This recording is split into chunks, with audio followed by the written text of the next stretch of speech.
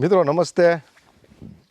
બગીચાના વિડીયા બનાવું છું, એમાં કેટલીક કોમેન્ટો વાંચું છું, ખબર પડે છે બહુ પ્રશ્નો.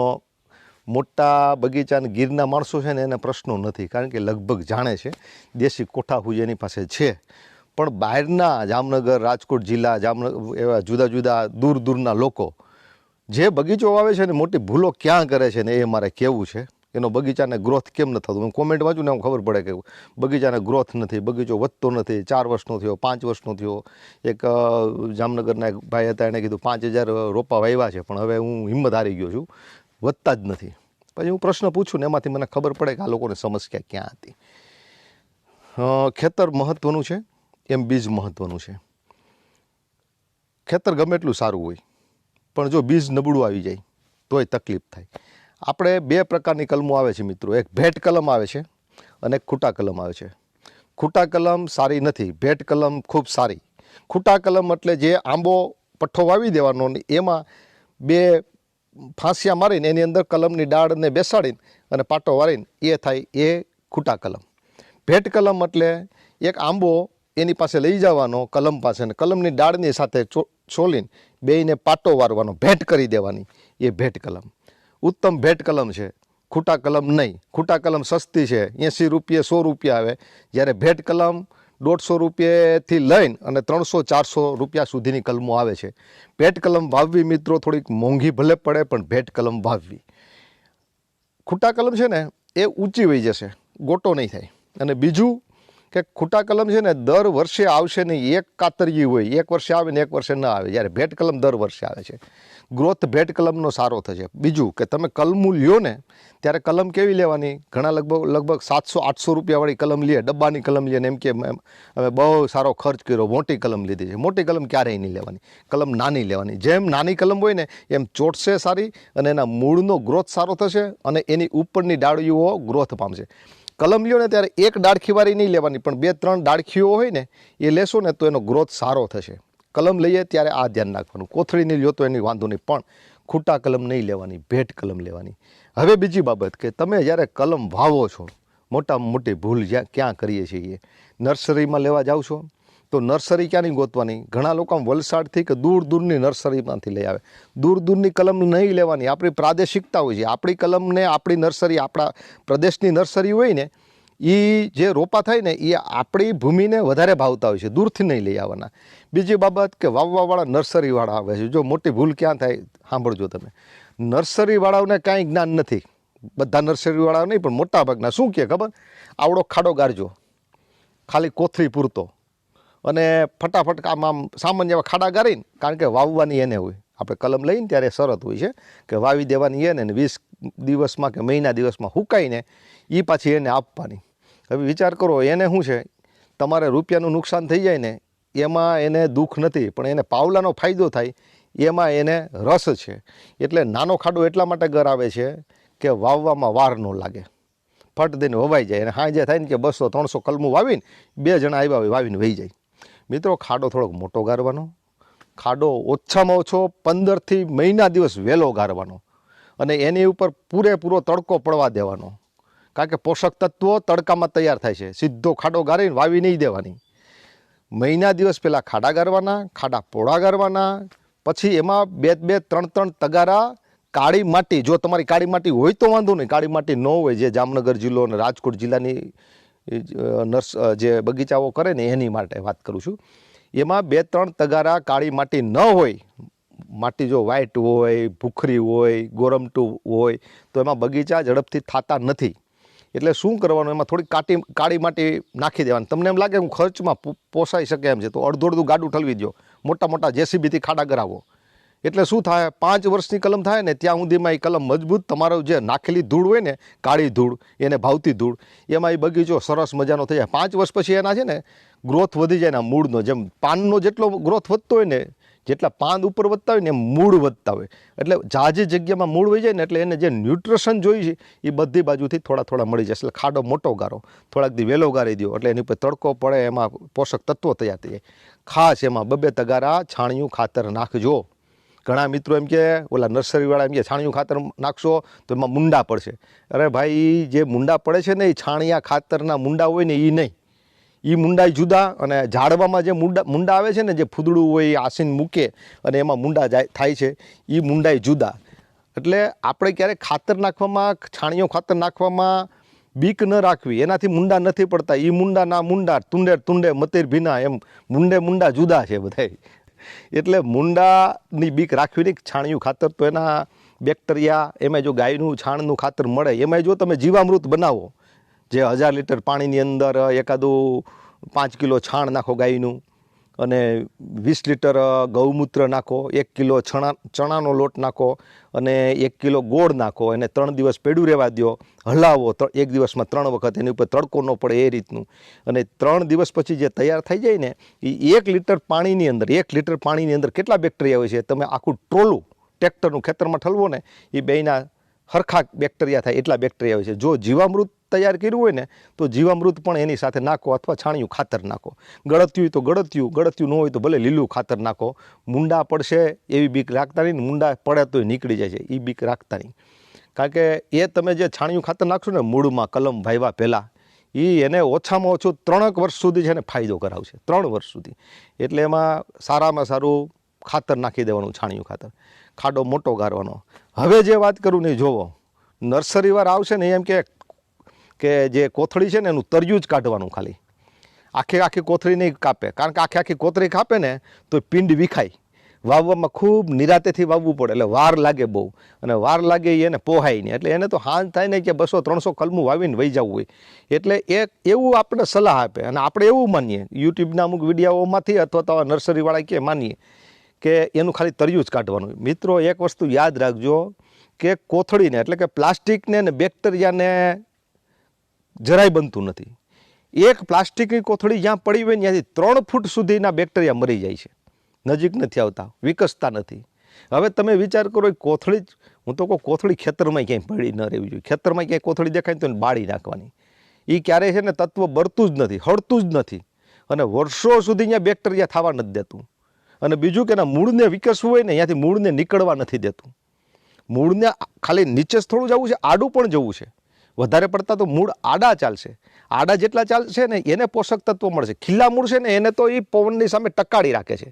જ્યારે આડા મૂળ હોય છે ને, એ મૂળ જ એને પોષક તત્વો, એનો ખોરાક જે લેવો હોય, પાણી લેવું હોય, એ આડા તત્વો જે મૂળ ગયા હોય ને એમાંથી મળે છે. કારણ કે સૂર્યનો પ્રકાશ જ્યાં પડતો હોય ત્યાં પોષક તત્વો થતા હોય. પોષક તત્વ, સૂર્યનો પ્રકાશ એની આસપાસ પડતો હોય, ત્યાં એને મૂળને જવું હોય. એ મૂળ ઓટોમેટિકલી ત્યાં જ જાય. તમે વેલો વાવજો, કોઈ વેલાને પાણી નહીં મળે ને, તો જ્યાં મૂળ છે ને ત્યાં એનું મૂળ કાઢશે. વેલો કે કોઈ પણ વનસ્પતિ, એનું અસ્તિત્વ ક્યાં છે ને, વૃક્ષ હોય ને તો એનું મૂળ એ બાજુ જાય જ્યાં પાણી આવતું હોય છે ત્યાં. અને માનો કે તમે વેલો વાવજો ને, તો વેલાને ઉપર ચડવું હોય ને, તો જ્યાં કાટાળું આમ પકડવાનું કંઈક હશે ને, એ પકડવા માટે ત્યાં જઈને ત્યાંથી જ ચાલશે. આ આંતરસૂજ વૃક્ષમાં છે. એટલે કોથળી આસપાસ નહીં રહેવા દેતા, અને મૂળને આડું વિકસવું હોય. બીજું કે જ્યાં કોથળી હશે ત્યાં બેક્ટેરિયા થશે જ નહીં. 3 ફૂટ સુધી બેક્ટેરિયા નથી થતા. એટલે આ નર્સરીવાળા એમ કે ને ખાલી તળિયું જ કાઢવાનું. અરે કોક મિત્રો, મેં તો એવું જોયું છે, અમારા સ્ટાફમાંથી એક મિત્રએ બગીચો કર્યો, બગીચો હુકાઈ ગયો આખો. પછી ખબર પડી, અમે એકાદી કલમ જોઈને, હુકાઈ ગયેલી કલમ કાઢીને, તો ખબર પડી કે આખી કોથળી હોતી કલમ વાવી દીધી હતી. એટલે મિત્રો, આ એક ખાસ ધ્યાન રાખજો. બીજું કે તમે વાવો ને ત્યારે એને ટેકો દેવાનો, લાકડીનો ટેકો કંઈક. હવે માનો કે પવન આપણે ઉનાળામાં, ચોમાસામાં વાવીએ ને, એટલે દરિયાદાનો પવન હોય, આમ પવન હોય ને, ત્યારે ખૂટા કલમને કઈ બાજુ વાવવાની? ખૂટા કલમ નહીં, પણ ભેટ કલમ તમે વાવો તો જે બાજુ કલમની ડાળ દીધી હોય ને, આંબાનું થડ હોય, આંબો હોય, આંબો ગયો હોય, અને અહીંયા ડાળને બાંધી હોય, એ જે બાજુથી પવન હોય ને એ તરફની કલમની ડાળ રાખવાની. અને બીજું કે એને જે ટેકો દો એની વિરુદ્ધની સાઈડમાં આમ ટેકો દેવાનો. આમ 2 ટેકા દો તો એક એની હારે લાકડું ખોડી દેવાનું, એને બાંધી દેવાનું. અને એમ લાગે કે થોડીક મોટી કલમ થઈ છે અને આમ નમે છે, તો એને આમ ટેકો દેવાનો. ખાસ કરીને જ્યાં ભેટ કલમ થઈ હોય ને, ત્યાં જો પવન આવે ને થોડાક દિવસ વાવ્યા પછી, મહિનો દિવસ, તો ત્યાં હલનચલન થઈને અને કલમ હુકાવાનું કરશે. બગીચો છે ને વાવવો ને, એ લગભગ મને ઘણા મિત્રોનો હું જોઉં છું, એક ડ્રીમ હોય. એમાં જો આપણે નવી જમીન લીધી હોય, થોડાક પૈસા થાય, અને માનો કે 5-10 વીઘા જમીન લીધી, તો કેસર આંબાની બગીચો કરવો એ બધાને ડ્રીમ હોય. જેમ શિમલાની અંદર કે હિમાચલમાં આપણને એમ લાગે ને કાશ્મીરમાં આપણે એપલનો બગીચો કરવો, એમ ઘણા લોકો માને કે અમારે ત્યાં કાઠિયાવાડમાં કે ગીરમાં અમારે કેસર આંબાનો બગીચો કરવો. આ એક ડ્રીમ છે. અને આંબો કેરી આમે આફેડું ગમે, ફળય મીઠું. એમાં કેસર કેરી એટલે વર્લ્ડની સૌથી મીઠામાં મીઠી કેરી કેસર કેરી ગણાય છે. અને બીજી બાબત કે ફળોનો રાજા કહેવાય. અને ત્રીજી બાબત કે આંબાની નીચે બેસવું ગમે, કારણ કે સરસ્વતી જેને વિદ્યા પ્રાપ્ત કરવી હોય ને તો એમ કહેવાય સરસ્વતી આંબાની નીચે છે ને પ્રગટ થાય છે. એટલે આંબો છે ને આફેડું ગમે એવું વૃક્ષ છે, આપણું ડ્રીમ છે. પણ મોટાભાગના લોકો વાવીને પાછા પડી જાય છે, એટલા માટે કે આંબો પાછો પડે છે, ઉગે પહેલાં વાવી દઈએ, હરખમાં વાવી દઈએ આપણે, 15 ફૂટના અંતર રાખી, 20 ફૂટના રાખે, કોઈ 10 બાય 10નું રાખે. વાવ્યા પછી પાછો પડે ને એટલે આપણે હિંમત હારી જાય. લોકો ઘણા બધા હિંમત હારીને પછી મૂકી દે. મિત્રો એક વસ્તુ યાદ રાખજો કે જ્યારે આપણે નર્સરીમાંથી કોથળી લઈ આવીએ છીએ ને ત્યારે એમાં ન્યુટ્રિશન નાખેલા હોય છે. એટલે લઈ આવો ત્યારે તો રૂડી રૂપાળી હોય, આમ ખીલેલી કલમ હોય છે. તમે ગુલાબના છોડ લઈ આવો ને નર્સરીમાંથી તો કેટલાય ફૂલ ખીલેલા હોય છે, પણ પછી આપણી ઘરે વાવીએ પછી થોડાક દિવસ પછી એમાંથી દમ જતો રહે એવું લાગે છે. એના કેમિકલ્સ ન્યુટ્રિશન નાખેલ હોવાના કારણે એ કોથળીની કલમ હોય ને પાવરફુલ હોય છે. એટલા માટે કે એને હુકાય એટલે એને પાછી આપવાની હોય એટલે ન્યુટ્રિશન પૂરેપૂરા આપ્યા હોય છે. અને એની ધૂળ માટી હોય ને એ પણ સારી હોય છે. પણ એ માટી જ્યારે આપણે હું નાનો એવો ખાડો ગાર્યો હોય એમાં કલમ વાવી દીધી, પછી એના ન્યુટ્રિશન પતી જાય, પછી આપણી માટી હોય એને માફક આવે નહીં, અને આપણે એને ખાતર બાતર કે છાણિયું ખાતર કાંઈ નાખ્યું ન હોય, એટલે થોડાક દિવસ 6 મહિના પછી છે ને એ નબળી પડવા માંડે. શું કામે નબળી પડે? એની પાસે પાન કેટલા હોય, તમે કલમ વાવો ને ત્યારે જોજો એના 25, 50, 40 પાન હોય ખાલી. આટલા પાનમાંથી એને ખોરાક તૈયાર કરવો છે, આટલા પાનમાંથી એને મોટું થવું છે. એટલે મિત્રો એને ઉપરથી જે ખોરાક મળે ને એવો પાછું નીચેથી પણ ખોરાક આપવો પડે, પછી વધશે. એક વખત કલમનો નાનો છોડ હોય એ થોડોક મોટો કરવો ને 2-3 વર્ષ મોટો કરવો ને ત્યાં હુંધીનું જ આપણે આ ખેલ છે. જેવી રીતનું પ્રાથમિક શાળાનું શિક્ષણ તમે પાવરફુલ આપો કોઈ બાળકને, મેથ્સ ને ગણિત ને વિજ્ઞાન ને બધું પાયોથી મજબૂત કરાવી દો, પછી હાઈસ્કૂલમાં જાય કે પછી કોલેજ કરે, પછી બાળક ક્યારે પાછું નબળું ન પડે. એમ આ એનું જ્યારે બાળપણ હોય છે, કલમ જ્યારે વાવીએ ત્યારે એના ન્યુટ્રિશન ઉપર આધાર નહીં રાખવાનો. આપણે એની અંદર કાળી માટી નાખવાની, એને અંદર છાણિયું ખાતર નાખવાનું, કે 3 વર્ષ સુધી એનો ખોરાક એને ઇનબીટ આપી દેવાનો. અને 3 વર્ષ પછી એ કલમ મોટી થઈ જશે ને એટલા 25ના એમાં છે ને 500 પાન થઈ ગયા છે.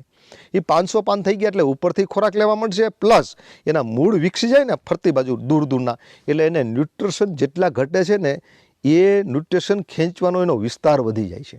એટલે જમીનમાંથી ગમે ત્યાંથી બેક્ટેરિયા જે તૈયાર કરે, પોટાશ તૈયાર કર્યું હોય, ફોસ્ફરસ તૈયાર કર્યું હોય, નાઇટ્રોજન તૈયાર કર્યું હોય, એ જ્યાંથી એને મન ફાવે ત્યાંથી એની પાસે ટૂંકમાં ઓપ્શન વધારે થઈ જાય છે. મોટી જમીનની અંદરથી એ ન્યુટ્રિશન ખેંચી લે છે.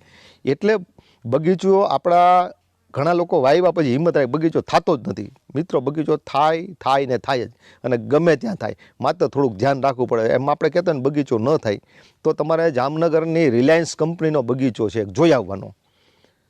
એ જામનગરની જ જમીન છે, અને છતાંય કેટલા ગીરમાં ન હોય ને એવો બગીચો એણે કર્યો છે. એટલે ક્યાંક આપણે જે જરૂર પડે ને એને નાખવું જ પડે. છાણિયું ખાતરનો ઉપયોગ વધારે કરવાનો. ક્યારેક રાસાયણિક ખાતર જો એવું લાગે કે બહુ આ કલમ નબળી પડી ગઈ તો એ કરવાનું. ક્યારેક બાંડી આવી જાય છે કલમમાં, બાંડી આવી જાય તો બાંડીને પણ ઘણી સારવાર હોય છે.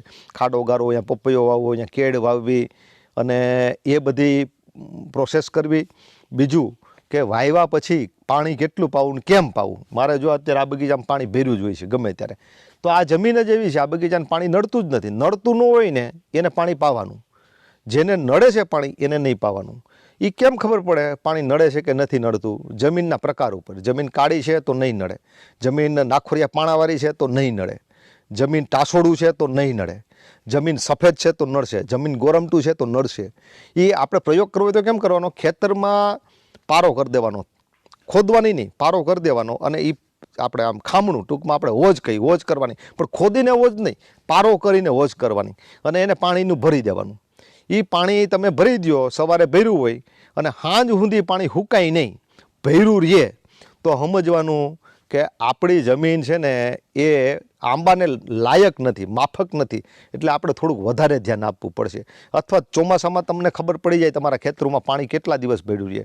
સાંજે વરસાદ પૂરો થઈ ગયો હોય ને રાતે જાય પસાર થઈને સવારે જાવ તો જો ખેતરમાં પાણી ભર્યું હોય ને તો સમજવાનું કે તમારે જમીન ચીકણી જમીન છે, નકોર જમીન છે, પાણી જાતું નથી. એટલે શું થાય, એવી જમીન હોય એમાં બગીચો હોય ને તો એને પાણી ઓછું પાવાનું. કારણ કે આંબો છે ને એ મૂળથી બહુ ભેજ રહે છે, બહુ ભેજ રહે તો હળે છે. અને બીજું કે બહુ ચીકણી જમીન હોય ને તો એને ત્યાં ઓક્સિજન નથી મળતો. મિત્રો, જ્યાં ઓક્સિજન ન મળે ને ત્યાં કેન્સર થાય છે, એટલે કે રોગ થાય છે. કેન્સર જ થાય એવું નહીં, રોગ થાય છે. આપણે કેન્સર કે રોગ થાય ક્યાં થાય? જ્યાં ઓક્સિજન ન મળે ને ત્યાં.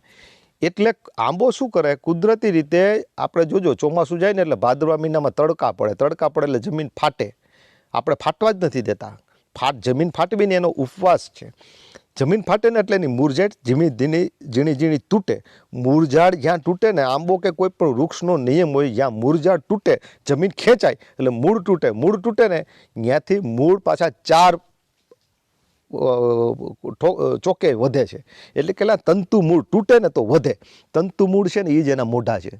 ઉપર પાન મોઢા છે, નીચે તંતુ મૂળ મોઢા છે. એટલે તંતુ મૂળથી એ ખોરાક લે છે. એટલે જમીન ફાટવી જોઈએ. ચીકણી જમીન ફાટતી નથી મિત્રો, ફાટે નહીં ચીકણી જમીન, એટલે એ મૂળ તૂટે નહીં. બીજી બાબત કે ચીકણી જમીનને શું કામે કેન્સર થાય, એમાં બાંડી શું કામે આવે છે? કારણ કે એ મૂળ તૂટતા નથી, જમીન ફાટતી નથી. એના કારણે એને જમીનની મૂળને જે ઓક્સિજન જોઈએ છે ઓક્સિજન મળતો નથી. એટલે ઓક્સિજન મળે નહીં એટલે એ મૂળ છે ને એ વધુ કોહવાય છે. કોહવાય એટલે આંબાના પાન હોય ને એની અંદર રોગ આવે છે. કારણ કે એને જમીનમાંથી જે મળતું હોય, ન્યુટ્રિશન મળતા હોય એ બંધ થાય. આંબો 2 જગ્યાએથી ખોરાક લે છે. એ પોતે પાંદડાથી ખોરાક લઈને મૂળથી ખોરાક લઈને પોતાના પાન બનાવે છે. અને પાન બન્યા પછી ઉપરથી સૂર્યપાથીથી ઉર્જા લે છે. એટલે કે એનું અસ્તિત્વ ટકાડવાની તાકાત છે, એને ઊભું રહેવાની તાકાત છે એ જમીન પાસેથી લે છે. અને એને ફળ ને ફૂલ આપવાની તાકાત છે ને એ સૂર્યની ઉર્જામાંથી લે છે. સૂર્ય છે ને ઉર્જાનો સ્ત્રોત છે અને એ પોતાની ઉર્જાને ચારે બાજુ ઓકે છે. એ જ્યાં ઓકે છે એમાં જ્યાં પાન વચ્ચે આવે છે, પાન એના સૂર્યના પ્રકાશના કિરણોને ખાઈ જાય છે. એટલે કે પ્રકાશ સંશ્લેષણ કરે છે, એટલે એને ઉર્જા મળે છે.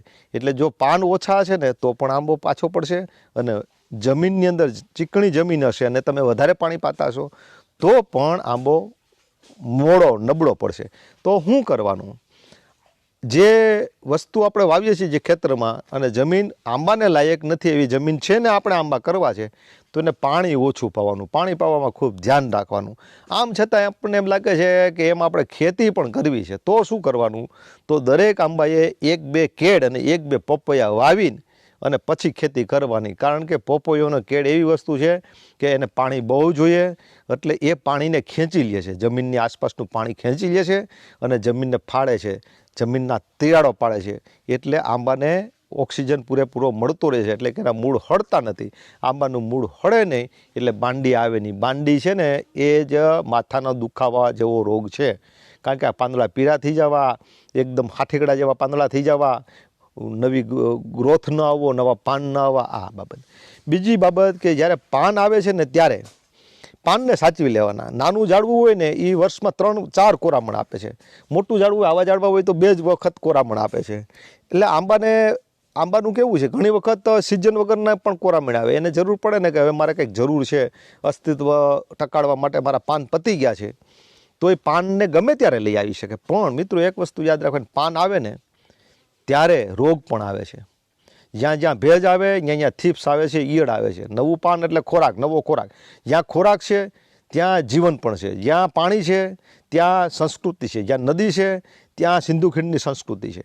એટલે જેવી કોરામણ આવે ત્યાં થીપ્સ આવશે, ઈયળો આવશે, દારિયા જીવડા આવશે, સફેદ જીવડાઓ આવશે, રાત્રે ખાય એવા જીવડાઓ આવશે. એટલે શું કરવાનું?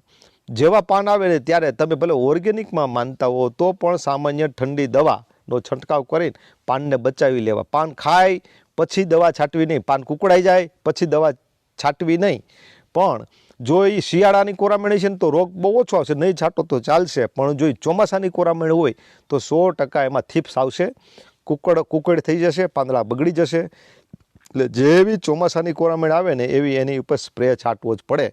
આવો તમારે 5 વર્ષ સુધી ધ્યાન રાખવું પડે. 5 વર્ષ ધ્યાન રાખશો ને પછી એ આંબો ઓટોમેટિકલી પોતાનું અસ્તિત્વ પોતાના પગ ઉપર ઊભો થઈ જશે. બધી બાજુથી ન્યુટ્રિશન ખેંચવા મળશે, સૂર્ય પાસેથી ઉર્જા લેવા મળશે, એમાં ફોરમ આવશે, એમાં નિખાર આવશે, એમાં લીલાશ આવશે, ખુમાશ આવશે, પાંદડા મોટા થવા મળશે. આ બધું જ થશે. એટલે આપણા આંબાને કાંઈક ઘટતું હોય તેની પાછળનું કારણ એક તો આપણે વાવ્યું હોય ને વાવતા પહેલાં જ ધ્યાન રાખવાનું. માણસને ઉત્પન્ન કરીએ ને માણસને જ્યારે ગર્ભદાન થાય ને ત્યારે એ શુક્રને 5 મહિના પહેલાં 6 મહિના પહેલાં એ શરીરમાં અમુક પ્રકારના સાત્વિક ખોરાક ખાવાથી શુદ્ધ વિશુદ્ધ અને તાકાતવાળું શુક્ર ઉત્પન્ન જેમ થાય છે એમ આંબાને જ્યારે આપણે વાવીએ છીએ ત્યારે અગાઉથી ખાડાનું ધ્યાન રાખવાનું અને બીજું કલમનું ધ્યાન રાખવાનું. કલમ કોઈ દિવસ બહુ દૂર દૂરની નર્સરીમાંથી નહીં લેવાની. અને બીજું કે જંગલનું ઝાડવું હશે ને એને કાંઈ તકલીફ નહીં પડે. આપણા ઝાડવામાં બહુ તકલીફ પડશે. એનું કારણ છે કે આપણું ઝાડવું છે ને એ જર્સી ગાય જેવું છે, દેશી ગાય જેવું નથી, ગીર ગાય જેવું નથી. જર્સી ગાય એટલે હું એને આપણે સંક્રમણ કરીને શંકર જાતિમાંથી ઉત્પન્ન કરેલી છે. 2 ક્રોસિંગથી એનું એક નવું એક રૂપ આપણે એમાં લઈ આવ્યા છીએ, આવિષ્કાર કર્યો છે. એવી રીતનું કલમ છે ને કલમ એનો આપણે આવિષ્કાર કૃત્રિમ રીતે કરેલો છે. એ દેશી આંબો નથી. દેશી આંબાને કાંઈ નડશે નહીં. બગીચામાં તમે દેશી આંબા વાવજો એને કાંઈ નડશે નહીં, પણ કલમને નડશે. કલમ શું છે? એનો ડાળ જુદી છે, પગ જુદા છે, માથું જુદું છે. આવી રીતનું અલગ અલગ થડમાંથી એકનું થડ છે અને બીજાની ડાળ છે. એને બેને ભેંટ કરેલી છે. ભેંટ કરેલા એટલે ગમે એમ કરીએ તો એ કૃત્રિમ રીતે આપણે પેદા કરેલી છે અને એટલે ખૂબ સુવાળી છે. સુવાળી છે એટલે એમાં રોગ તરત આવે, દેશી આંબામાં નહીં આવે. અને આમ છતાં મારે એક સજેશન આપવું મિત્રો, એમ લાગે ને કે બગીચો કરવો છે ને બગીચો થતો જ નથી, તો દેશી આંબા 308 પ્રકારની જાતિ છે. એમાં કેટલાક આંબા ખૂબ મીઠી જાતિના છે, ખૂબ મીઠા છે, હાવ દેશી. એના ગોઠલા જ આવીને અને દેશી આંબાનો બગીચો પણ કરાય. દેશી આંબા ખૂબ સારા. દેશી આંબા અમુક તો કેસર કેરી કરતાંય મીઠા છે. અને જે કેરી ખાવાથી ઊંઘ આવે ને, ઘેન ચડે ને, એમાં પૂરેપૂરા ન્યુટ્રિશન હોય અને એ કેરી શરીર માટે સારી હોય. તો મિત્રો દેશી કેરી ખાવાથી ને સાચું ઘેન ચડે છે, કેસર કેરી ખાવાથી નહીં. એટલે એવું લાગે કે મારા બગીચો કરવો છે 5-7 વીઘાનો, તો દેશી આંબા પણ વચ્ચે વચ્ચે નાખો. અને આમે દેશી આંબા નાખશો ને તમે એટલે એની મૂળ જાતિ છે, એની આદિ જાતિ છે. એટલે દેશી આંબા હશે ને તો આ કલમુને પણ એ ફાયદો કરશે, મોરને ફાયદો કરશે, પરાજ બીજ આપશે. નર પરાજ બીજ દેશી આંબામાં વધારે હોય છે. એટલે જ્યારે નવો બગીચો કરીએ ત્યારે દેશી આંબા વાવવાનું પણ ભૂલશો નહીં. અને ખાસ તો ખાડાગારો ત્યારેથી જ આ કલમનું ખૂબ ધ્યાન રાખવું જોઈએ. આમ છતાંય કંઈક આવા પ્રશ્નો હોય તો મને કોમેન્ટ બોક્સમાં લખજો. હું આવા વિડીયો બનાવીને અને મોકલીશ. અસ્તુ. જય હિન્દ, જય ભારત.